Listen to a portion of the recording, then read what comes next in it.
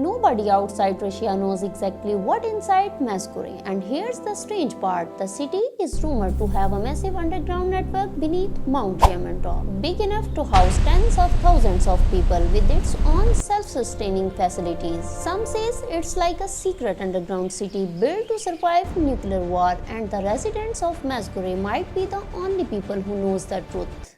Hey, I'm Sabah, and today we are going to explore one of Russia's most mysterious and secretive cities, Mezhgorye. From its hidden location in the mountains to the rumors about what goes on inside. I'll take you through everything we know and everything that's still a mystery. We'll uncover where it's located, how it was built, who lives there, and what life is like behind the guarded gates. Stay with me because this story is stranger than anything you'll find in a spy novel. Let's start with the basics. Where exactly is Mezhgorye? To find it, you need to travel to the Republic of Bashkortostan, a federal subject of Russia located in the southern stretch of the Ural Mountains. The Urals are one of the oldest mountain ranges on Earth, running roughly north to south like a spine down the middle of Russia, dividing the vast European plains from the endless Siberian expanse. The city sits at an elevation surrounded by dense forest and dramatic mountain ridges. The terrain here is rugged, cold for much of the year, and naturally isolating. If you tried to approach Mezhgorye without going through the official road entry points, the mountains themselves would stop you long before any soldiers would. And that, of course, is part of the point. Geography has always been one of the most powerful tools of military secrecy. You don't need 10,000 guards if nature builds your walls for you. The Soviet Union, and later the Russian Federation, understood this perfectly. When they needed to hide something, really hide it, they went to the mountains. Mezhgorye is nestled in a valley near the river, the Belia, and sits in close proximity to one of the most mysterious peaks in Russia, Mount Yamantau. We'll come back to that mountain later, because it carries its own extraordinary set of rumors and theories. But for now, understand this. The location of Mezhgorye was not accidental. It was chosen with cold, calculated precision by Soviet military planners who needed a place that was remote enough to be secret, accessible enough to be functional, and defensible enough to be safe. They found all three in the southern Urals. To understand Mezhgorye, you need to understand the world that created it. The 1970s in the Soviet Union were a time of enormous tension. The Cold War was at full intensity. The United States and the USSR were locked in a nuclear arms race that consumed billions of rubles and shaped every decision at the highest levels of government. Both superpowers were building weapons, developing missiles, fortifying command structures, and genuinely preparing, for the possibility of nuclear war. In that context, the Soviet government made a decision that would define this mountain valley for generations to come. They would build a city here, a closed city, a secret city, one that would not appear on public maps, would not be discussed in newspapers, and whose very existence would be officially denied or simply left unacknowledged. Construction began in the late Soviet era, with the town developing throughout the 1970s and into the 1980s. Workers and engineers were brought in, many of them already accustomed to secrecy, already working within the vast Soviet military-industrial apparatus. They built roads, residential blocks, administrative buildings, and facilities whose true purpose was known only to those with the highest security clearances. The city was originally known by various designations, a common Soviet practice for hiding the identities of closed towns. These places were often referred to simply by the name of a nearby city, followed by a number. Ufa, 105, for example, was one name associated with this area. This naming convention deliberately made it difficult for outsiders, or even ordinary Soviet citizens, to piece together what was actually being built. After the collapse of the Soviet Union in 1991, the city was officially renamed Mezhgorye, which translates roughly to Between the Mountains, a name so descriptively bland it almost sounds like a joke. As if calling it Between the Mountains would make people forget to ask what was actually happening between those mountains. It did not work. Now, what was the actual purpose of Mezhgorye? This is where history gets complicated, because the Russian government has never fully disclosed the answer. What we do know, and what has been confirmed through declassified documents, investigative journalism, and satellite imagery, is that Mezhgorye is linked to Russia's nuclear and defense programs. Some researchers believe it was connected to uranium enrichment operations. Others point to evidence suggesting it serves as a storage site for nuclear warheads or nuclear materials. Still others, and we will explore this in depth in a few minutes, believe the mountain next door, Yamantau, conceals something far more significant. A massive underground military complex built to survive a nuclear war. What is absolutely certain is this: Mezhgorye did not come to exist because Russia wanted a quiet little mountain town. It exists because someone, at the highest levels of Soviet power, decided that something very important needed to happen in this valley, and that no one outside a very small circle should ever know exactly what that something was. Now, here's something that might surprise you. When most people hear secret military city, they imagine something bleak. Gray concrete, armed guards on every corner, miserable residents living like prisoners, maybe something out of a dystopian novel. The reality of Mezhgorye, and of Russia's closed cities in general, is considerably more nuanced, and in some ways, more fascinating. Mezhgorye today has a population of somewhere between 17,000 and 20,000 people. These are not prisoners. They are citizens, Russian citizens, who live there by choice, or were born there, and who, in many cases, have no desire whatsoever to leave. Because here's the thing about closed cities: the Russian government, both in the Soviet era and today, has always understood that if you want skilled, dedicated people to live in an isolated, secret location, you need to make it worth their while. And so Mezhgorye has been consistently provided with resources that many ordinary Russian cities would envy. The infrastructure is modern and well-maintained. The city has schools, good schools. It has hospitals and medical facilities. It has supermarkets stocked with goods. It has cultural centers and sports facilities. The streets are clean. Public services function reliably. And perhaps most importantly, the salaries for workers in Mezhgorye, particularly those engaged in whatever classified work is being conducted there, are significantly higher than what comparable workers would earn in an open city. For many residents, this trade-off, comfort and security in exchange for secrecy and restricted mobility, is perfectly acceptable. Some even describe it as preferable. Life in Mezhgorye has a sense of order, of community, of shared purpose that can be harder to find in Russia's sprawling open cities. Of course, the restrictions are real and significant. To enter Mezhgorye, you need a special permit issued by the Russian government. These permits are granted to residents, their approved guests, and workers with official business inside. Tourists cannot visit. Foreign journalists are not allowed. Even Russian citizens without the appropriate clearance cannot simply drive in. There are checkpoints, and they are staffed by personnel who take their job very seriously. If you have no reason to be in Mezhgorye, you are not getting into Mezhgorye. It is that simple. For residents, travel in the other direction, leaving the city, is also regulated, though not as severely as in the peak Soviet era. Workers with access to classified information may face restrictions on international travel, and the social world of many residents is largely contained within the city itself. Your neighbors are your colleagues. Your community is your workplace. The boundaries between professional and personal life blur in a way that is unique to closed cities. And yet, by most accounts, the community that has developed inside Mezhgorye is a genuine one. People build friendships, celebrate holidays, raise children, and live lives that are, in most respects, entirely ordinary, even as the world outside remains largely unaware that they exist. Now, let's talk about the mountain. Because you cannot talk about Mezhgorye without talking about Mount Yamantau, and when you start talking about Yamantau, things get very interesting very quickly. Mount Yamantau is the highest peak in the southern Ural Mountains, rising to about 1,640 meters, roughly 5,380 feet. In the Bashkir language, Yamantau means bad mountain or evil mountain. The local people historically avoided it. They considered it a place of ill omen. The Russian military, apparently, saw things differently. Beginning in the 1990s, as satellite imagery became more widely available and investigative journalists began probing the secrets of the Soviet military-industrial complex, something strange became apparent around Mount Yamantau. There was massive construction activity. Enormous amounts of earth were being moved. Trucks and workers were coming and going constantly.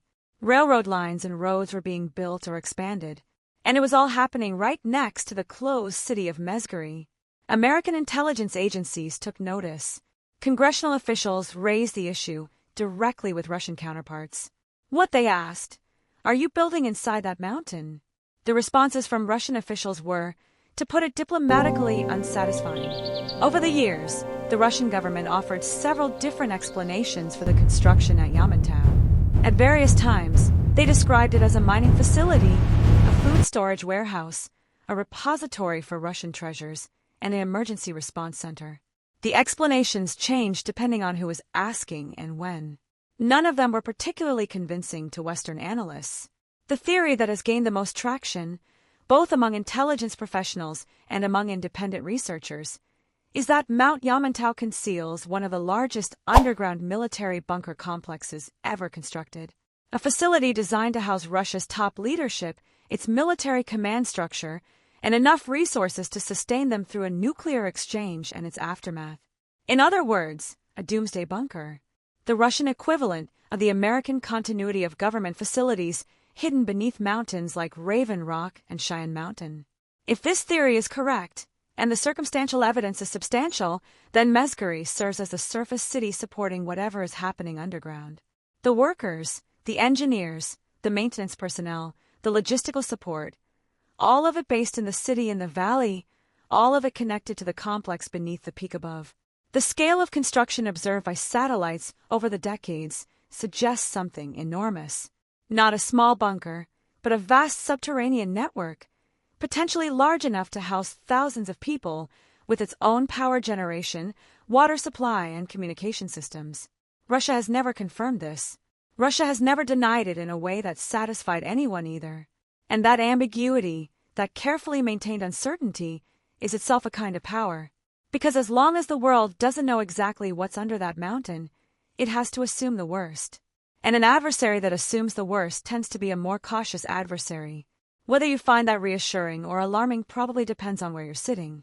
Mezhgorye doesn't exist in isolation, historically or geographically. It is part of a much larger story about how the Soviet Union, and later Russia, managed the relationship between secrecy, science, and the state. During the Cold War, the USSR developed an entire network of closed cities, places that were, in the most literal sense, erased from official maps. These weren't minor outposts. They were functioning urban communities, some of them quite large, built entirely in service of a Soviet military-industrial complex and the nuclear program. Two of the most notable examples give you a sense of the scale we're talking about. Serov, once known as Arzamas 16, is located in the Nizhny Novgorod region of Russia. It was the Soviet Union's primary nuclear weapons design center, often called the Soviet Los Alamos, after the American facility where the Manhattan Project was headquartered. The world's most brilliant Soviet physicists worked there in total secrecy for decades. Today, Serov remains a closed city, still home to the Russian Federal Nuclear Center. Snezhinsk, once called Chelyabinsk, 70, is another nuclear weapons design city in the Ural region, Mezhgorye's broader neighborhood. It too remains closed today, a living remnant of the Cold War's most secretive chapter. At the peak of the Soviet era, there were over 40 such closed administrative territories across the USSR. Some were nuclear cities, others were biological research facilities, some were related to chemical weapons, others were simply military command centers or sensitive industrial sites. Together, they formed a parallel geography, a hidden Russia existing alongside the Russia that appeared on maps, invisible to the outside world and to most Soviet citizens themselves. The residents of these cities lived under a strange compact with the state. In exchange for secrecy and restricted freedom, they received security, community, and material benefits that often exceeded what was available elsewhere in the Soviet Union. During times of scarcity, and the Soviet Union had many such times, this was no small thing. After 1991, when the Soviet Union dissolved and Russia emerged from its shadow, many of these closed cities were gradually opened to varying degrees. Some became ordinary towns. Others retained their restricted status because the work being done inside them hadn't changed. It had simply transferred from Soviet authority to Russian authority. Mezhgorye is among those that have never opened. It remains, today, as closed as it was during the height of the Cold War. Whatever is happening there, Whoever decided that this mountain valley needed a secret city apparently still believes that the secrecy is necessary. Decades after the USSR fell, between the mountains, city remains between the mountains, and between the lines of what the world is allowed to know. In an age of satellite imagery, social media, and near-instant global communication, the existence of a closed city raises interesting questions. Can secrecy even work anymore? Can a city of 20,000 people really stay hidden in the 21st century? The answer, it turns out, is mostly yes. Satellite images of Mezhgorye exist. Researchers and journalists have analyzed them for years. They show a city, buildings, roads, infrastructure, and they show construction activity around the nearby mountain. But satellite images can tell you that something is there without telling you what it actually is or what it's actually for. The Russian government has confirmed that Mezhgorye is a closed administrative-territorial formation, the official Russian designation for these places. They acknowledge it exists. They simply decline to elaborate on why or on what specifically occurs there. And in the absence of elaboration, the speculation fills the vacuum. Online communities dissect satellite images pixel by pixel. Former Russian military officials drop cryptic hints in interviews. Western defense analysts publish careful, hedged assessments. The mystery sustains itself, feeding on the very secrecy meant to contain it. There's a certain irony in that. The more tightly a secret is kept, the more intensely people want to know it. Mezhgorye's silence has made it more famous than transparency ever could have. For Russia, that cuts both ways. The mystery enhances the strategic ambiguity that benefits the state. No adversary can fully plan around something they don't understand. But it also means that every conspiracy theory, every worst-case scenario, every dramatic speculation gets attached to this quiet mountain city, whether warranted or not. The residents of Mezhgorye, presumably, find this all somewhat surreal. They wake up, send their children to school, go to work, buy groceries, and somewhere out there, people are writing YouTube scripts about the secrets their city might be hiding. Which brings us, in a way, full circle. Mezhgorye, Russia. A city between the mountains. A city that officially exists but officially says nothing about why. It is in many ways a perfect encapsulation of a particular kind of 20th century thinking, the belief that if you could control information absolutely, you could control reality. That if you built your secrets into the landscape itself, the mountains would guard them forever. The mountains of the southern Urals are still standing. The city is still there. The checkpoints are still manned. And whatever is happening inside, whether it's nuclear storage, underground command facilities, or something else entirely that no outsider has yet imagined, remains as classified today as it was when Soviet engineers first broke ground in this remote valley decades ago. What Mezhgorye ultimately represents is something deeply human, the impulse to protect what we consider most vital by hiding it from the world. Whether that impulse is wise, or necessary, or even effective in the modern age, those are questions worth sitting with. Because secret cities don't just tell us about governance and military programs. They tell us about power, about fear, about what a society values enough to bury in a mountain, and about all the things we might never know. Thank you so much for watching. If you found this video fascinating, please hit that like button. It genuinely helps more people find content like this. Subscribe if you haven't already, because we have more deep dives into hidden histories, secret places, and the stories that don't make it into the textbooks. Drop a comment below. I'd love to know, do you think governments should be allowed to maintain secret cities in the modern age? Or has the era of state secrecy run its course? I'll see you in the next one.